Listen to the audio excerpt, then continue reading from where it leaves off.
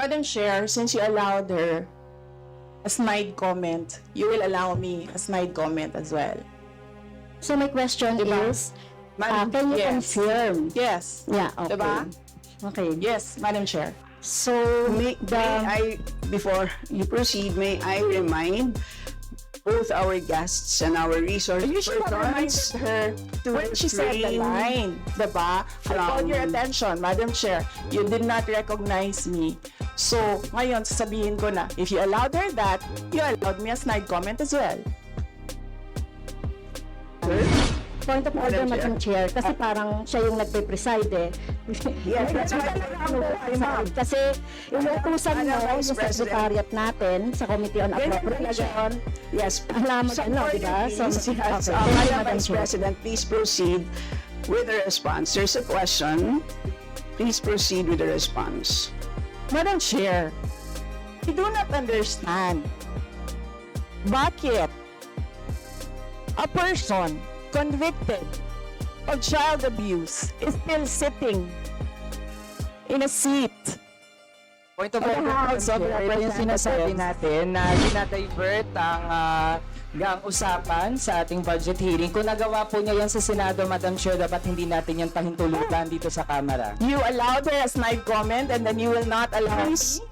Kapag may mga deliberation tayo, we should stick to the topic. Hindi pwede, Madam Chair, na dinadivert natin yung usapan para hindi natin sagutin yung tanong ng mga mambabatas natin. This is actually the best opportunity, formal proceedings, nakikita po ng publiko para malaman anong sagot ng Vice Presidente. So, Question natin ito noong last year at yung 125 million na ito ay hindi ito maipaliwanag, no? Dahil nga confidential eh, no? Nagtago sa word na confidential. At ngayon, kailangan nating maipaliwanag at it is in the interest of the people. Please answer the question. The issue on confidential funds falls squarely within our discussion of your 2025 budget. Narinig mo yung sinabi niya, ma'am? Narinig mo yung Please proceed. nakikinig ka sa kanya kanina? Absolutely. Walang rules dito.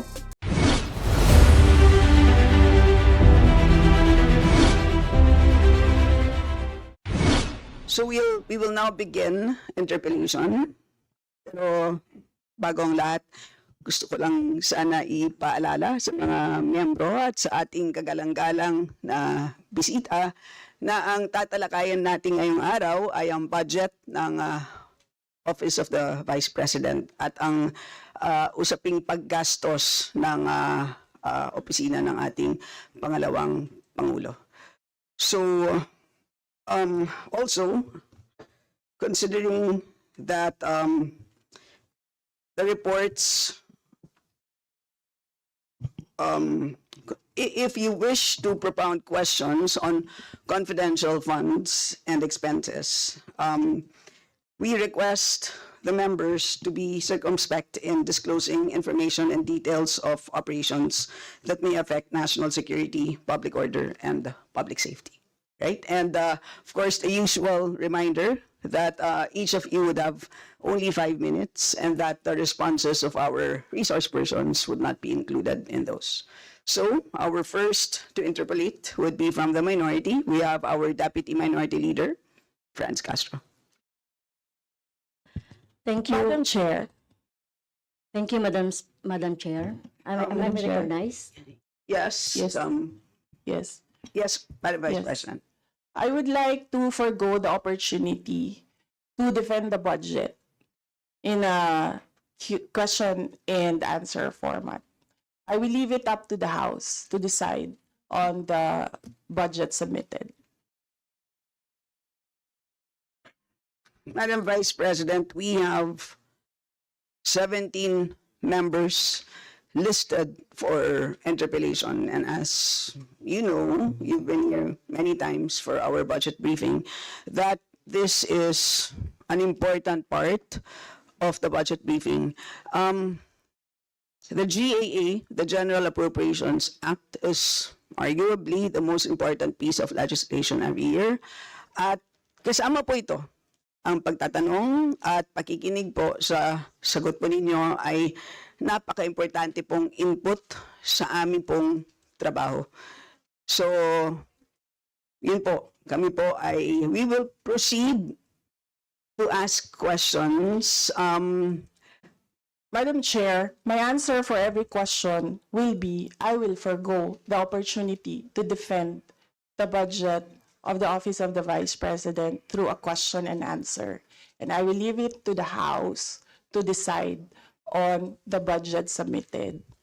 So, magsasayang tayo ng oras dito, paulit-ulit yung sagot. That is acceptable to us.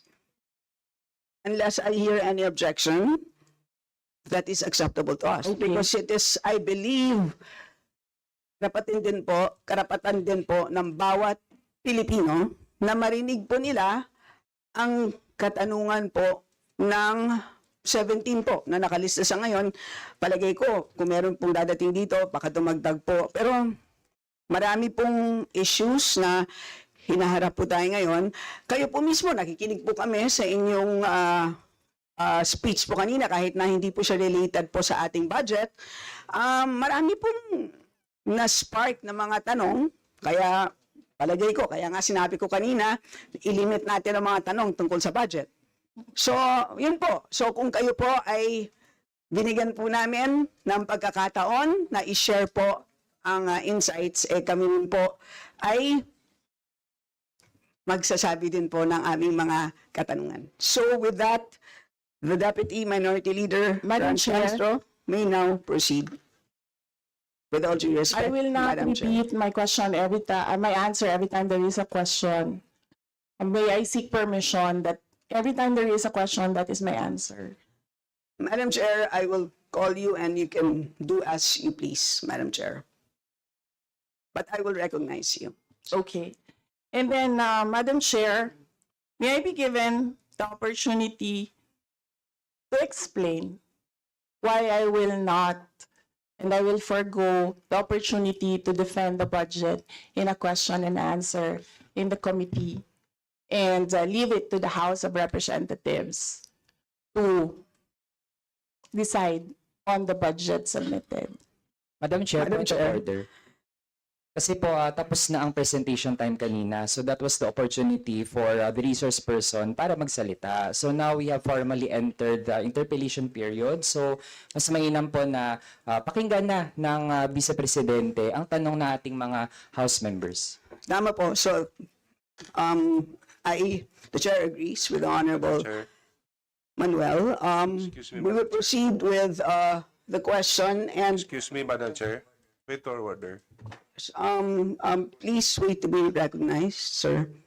So we will proceed That's my at this point point. of order, Madam Chair.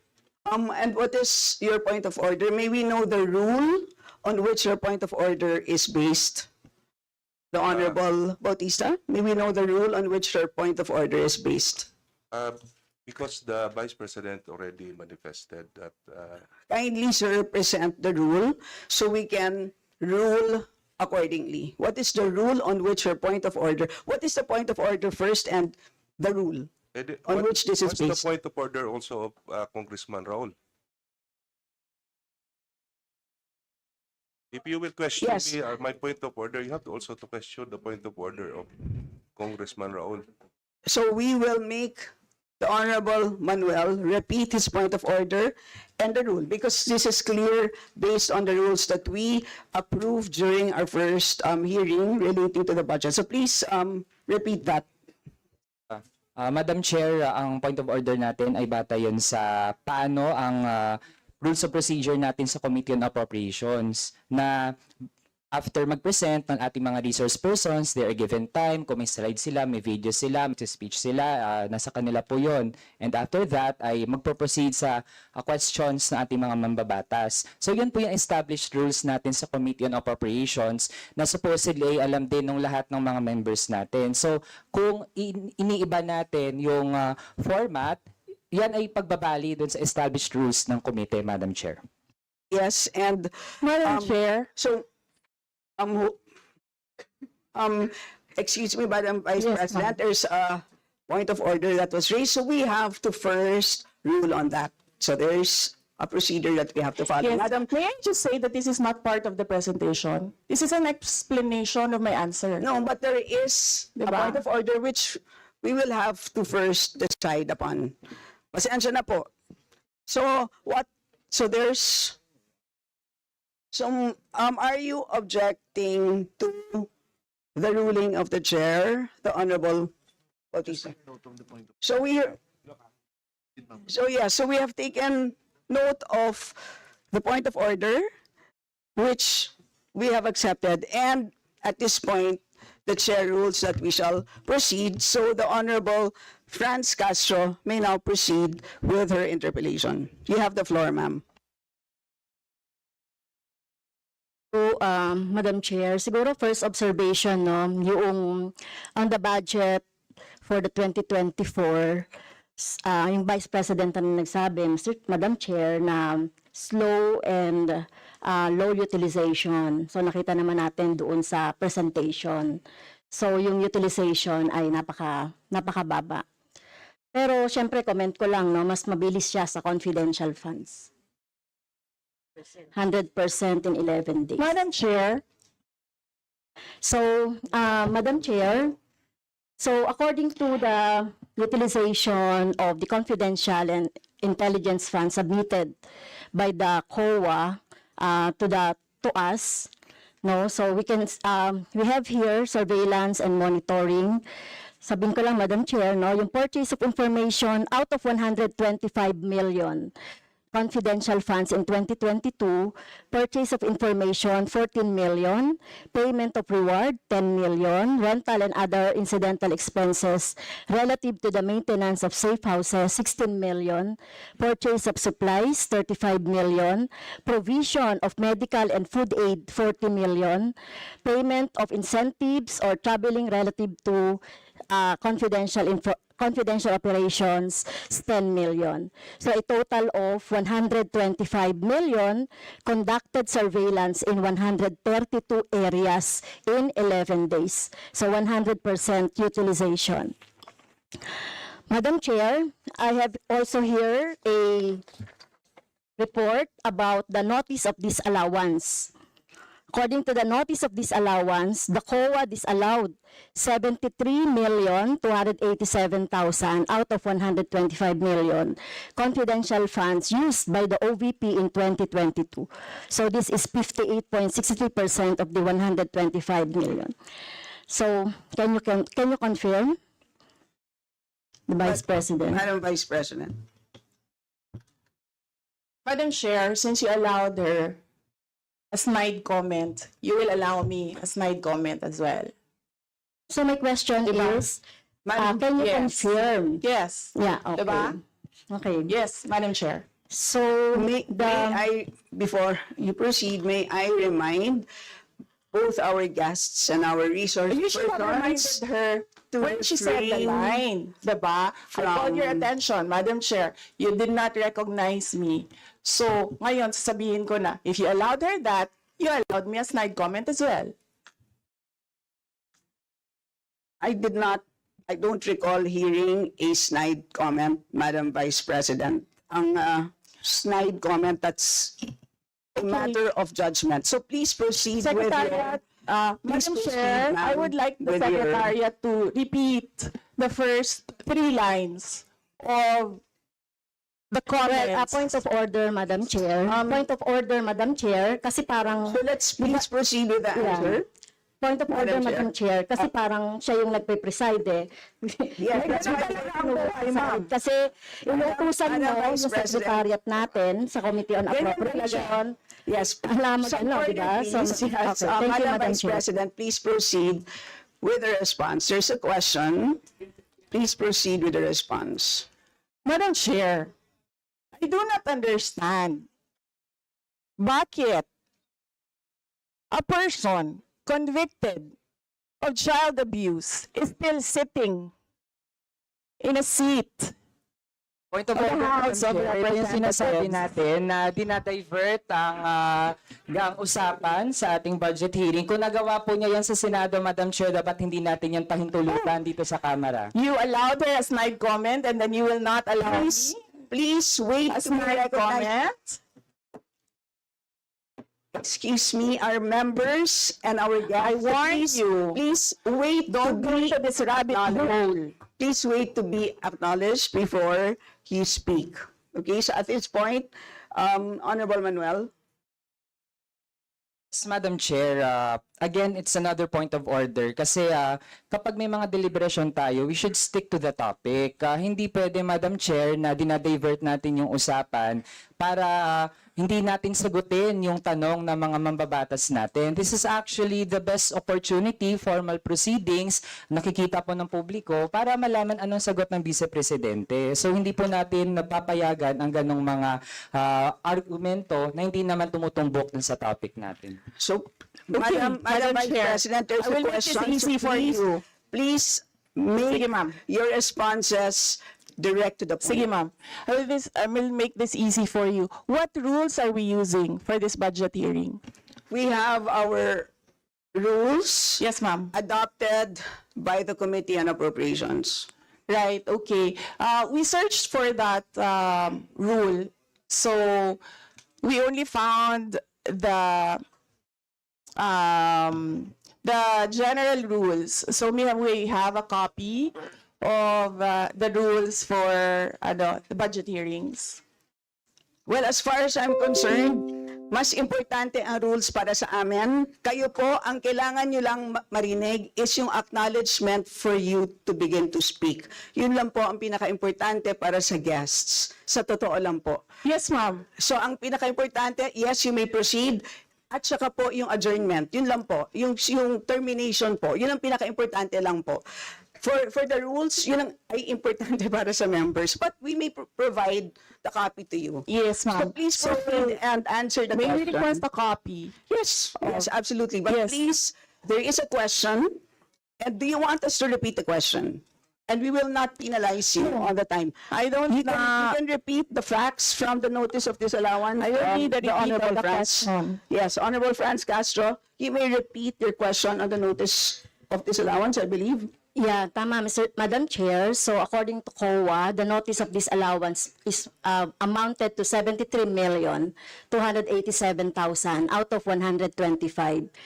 At ito po, Madam Chair, yung mga breakdown ng mga disallowed na mga ng mga purchases. So reward payment of 10 million, payment of rewards, various goods, 34.857 million, payment of rewards, medicines, 24.93 million, tables, chairs, desks, computer and printers, 3.5 million. So, ang question, Madam Chair, so yung letter A, B, and C, so nakita naman natin nandoon yung sa joint circular. How about yung ito, no? How about yung mga tables, chairs, desktop, computer, na umabot po ito sa 3.5 million. So, pwede bang maipaliwanag kung bakit ito pinurchase, Madam Chair? Madam Vice President.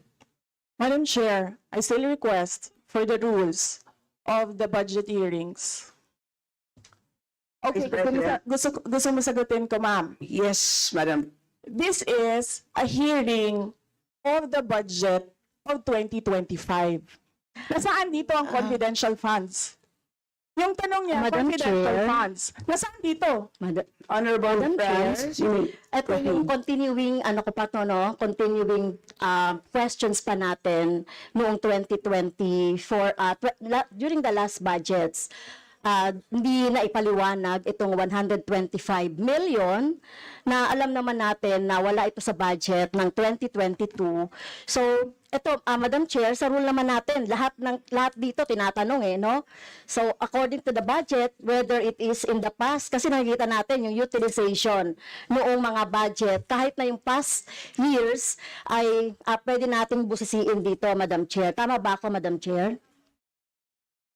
I will agree with you, the Honorable Franz Castro. You may proceed, Yes, Madam ma'am. Vice President. Yun yung sagot ko, ma'am. Nasaan ang topic natin dito at ang pinasubmit ninyo sa amin is the budget proposal of 2025.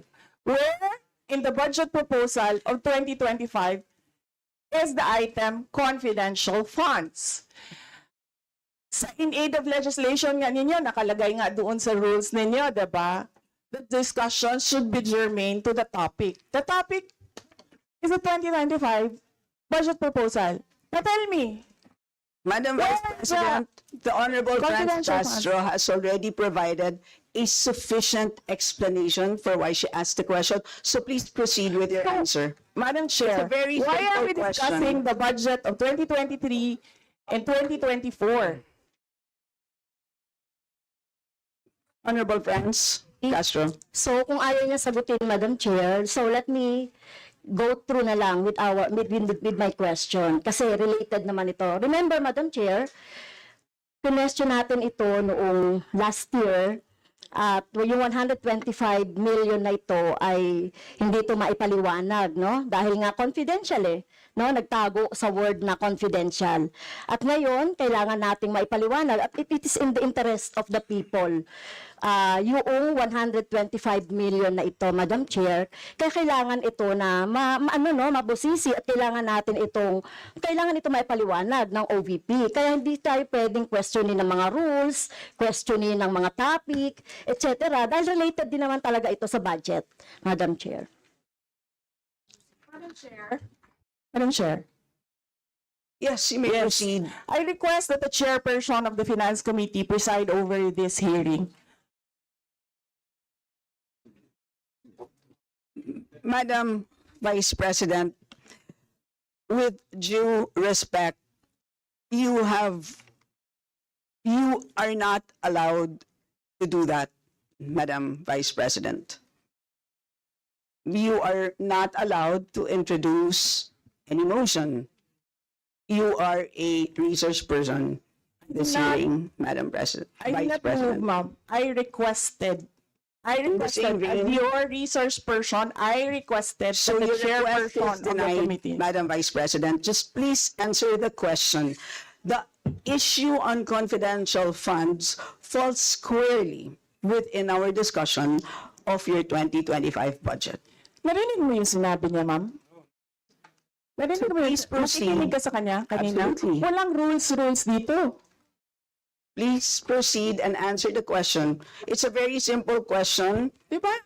Please explain the specific spending on those items that she enumerated, amounting to a total of, Honorable Franz, do you want to Amounting repeat to a that? total of 73.287 million.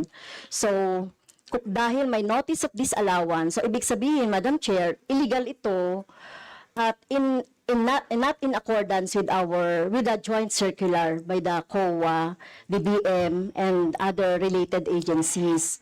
So kung ito ay dinisallow, so ibig sabihin, illegal yung paggamit nito. Madam Chair, nitong mga items na binanggit ko po, Madam Madam Chair. Chair, you Madam cannot Vice President. you cannot allow a member of the House to just claim that it is illegal.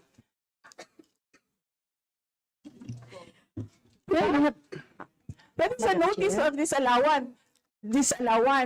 That is a procedure inside the Commission on Audit. Hindi sa upuan niya. Honorable Franz. Okay, thank you, Madam Chair. So, thank you for the explanation, Vice President. Okay, next. According to accomplishment report of OVP, it spent 10 million for payment of reward. So, Madam Chair, in 11 days, ilang tao kaya at magkano kada tao ang reward?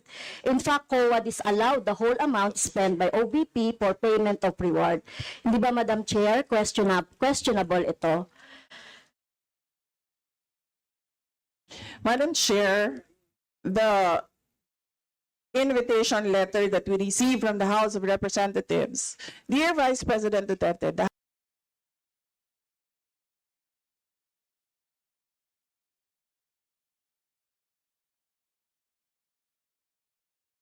House Committee on Appropriations will hold briefings, hearings on the budget proposals of various departments, agencies, and corporations.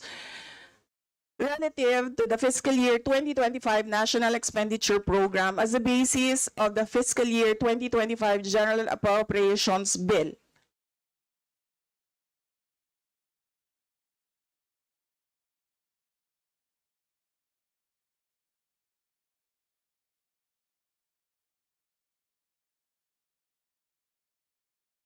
Nasaan? Sa presentation ko kanina, ang haba. Ang confidential funds. Honorable Franz Castro.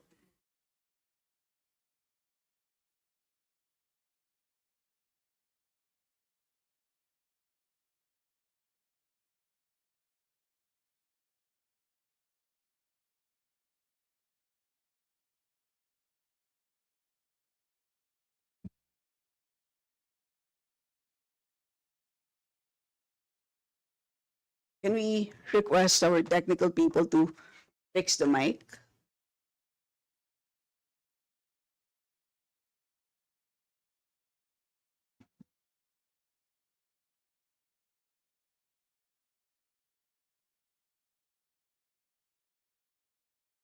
Naka-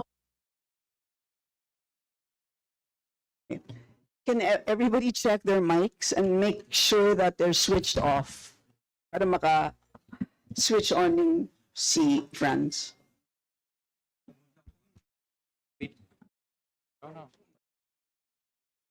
Meron na ako. Meron na. Add even yata to.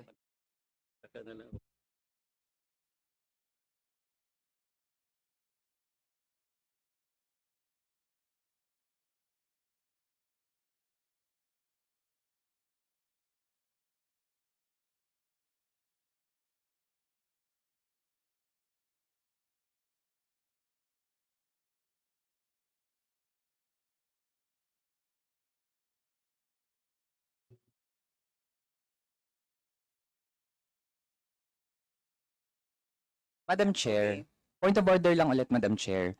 Kasi kailangan lang nating ma-establish. I would assume hindi naman po pinanganak kahapon ng ating resource person. Practice po natin sa Madam House Chair, that is a bago slight po- remark. na para po tayo ay makapagtalakay ng budget na pinopropose para sa susunod na fiscal year, chine-check natin paano din gumagastos yung mga ahensya even in the current year and in the past year. Also, Madam Chair, Section 162, Rulings as Precedents, rulings on questions raised by members shall form part of the parliamentary practice of the House. At practice po natin since time immemorial na hindi lang po ang proposed budget yung tinatalakay. Kasi yung performance ay dapat bahagi din ng discussion. Yun lang, Madam Chair. Noted. Honorable Franz, could you kindly check if your mic works? Okay, thank you, Madam Chair. So, so yun po, no, yung sinasabi natin kanina, yung payment ng reward, the resource person can answer this. Questionable, tingin ko ay questionable ito. Okay? So, next, according to the accomplishment report, isa sa pinaggamitan ng OVP ng confidential funds ay yung provision of medical and food aid. This is not allowed under the Joint Circular number 2015-01 dahil kailan pa naging confidential fund ang pagbibigay ng ayuda. Or kung ito naman ay ginamit sa mga ginamit na tao o informant in 11 days. So paano kaya ginamit itong 14 million na ito, no, para sa medical and food aid in 11 days, Madam Chair? So yun yung tanong ko. Kung hindi ito ginamit doon sa mga aids, medical aid or food aid, pero paano kaya, Madam Chair, ginamit itong 14 million na ito as a medical and food aid ng ilang tao in 11 days? So yun po yung tanong natin, Madam Chair. Madam Vice President. Madam Chair, the subject of this hearing is the OVP 2025 budget proposal. We do not have an item of confidential funds in the OVP budget proposal. Honorable Franz. So, may I continue, Madam Chair? isa sa bumubukol na confidential fund ng OBP noong 2022 ay nasabi ko na, Madam Chair, yung medical and food aid at saka yung mga purchase of supplies. According to the accomplishment report, the OBP spent 14 million now for medical and food aid in 11 days. So, ang ibig sabihin nito, Madam Chair, konting math, pumapatak na 3.64 million kada araw ang gastos, no, para sa food and medical aid. So hindi natin maintindihan, Madam Chair, paano ito ginastos in 11 days, no? 3.64 million kada araw dito sa item na ito. Madam Vice Do you want to President. comment? Madam Vice President. I did not call you, ma'am. It was Representative Arroyo who called you. The chair would like to remind both the resource persons and the members to please wait to be acknowledged before you speak. Yes, ma'am. So, Tinawag you mo mean, ako. yes, For what, ma'am? to respond. So any comment, Madam Chair, dun sa sinabi natin based dun sa accomplishment report? So kung gagamitan natin ng konting math, 3.64 million kada araw ang gastos para sa medical and food for 11 days. For how many people ba ito? Madam Chair, the topic and the invitation of the House of Representatives to the Office of the Vice President for this hearing is the 2025 budget proposal. There is no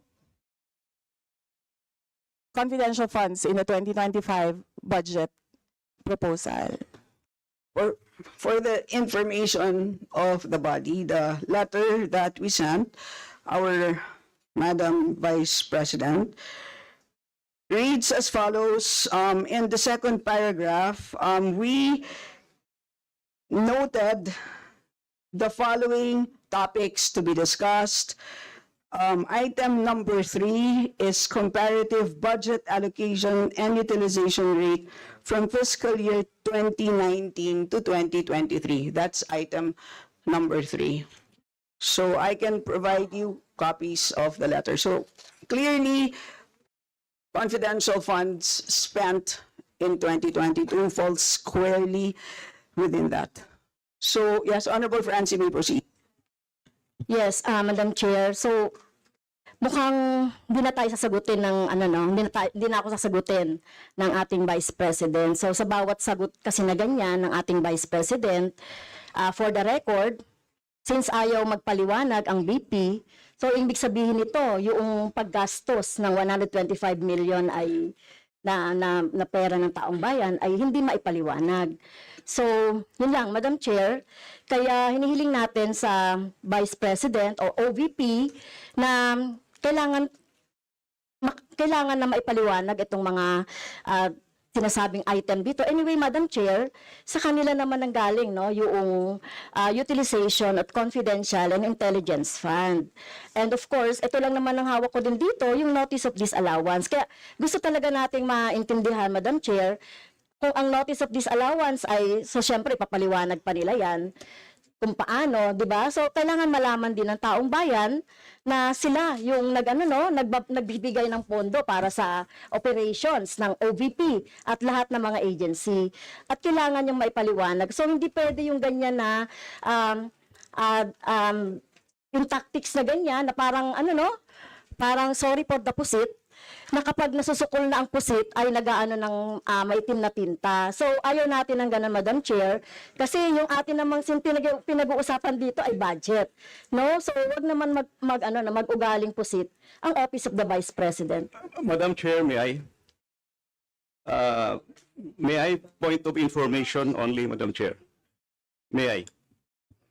Madam Chair, No, sorry, wait, before you, I'd like to, before we proceed to the next person on the list, I believe that our former President, Gloria Macapagal-Arroyo, would like to interject.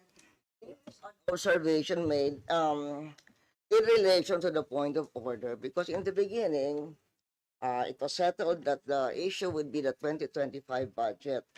And in all our hearings, to what I recall, when we want to question something about performance, we question the 2024 budget, not the 2023 budget. What is being questioned now is the 2023 budget, which was discussed very extensively last year. And that is the reason why the House removed the confidential funds. So that issue has already been, to my mind, for purposes of the budget hearing, laid to rest. So that's my observation, Madam Chair.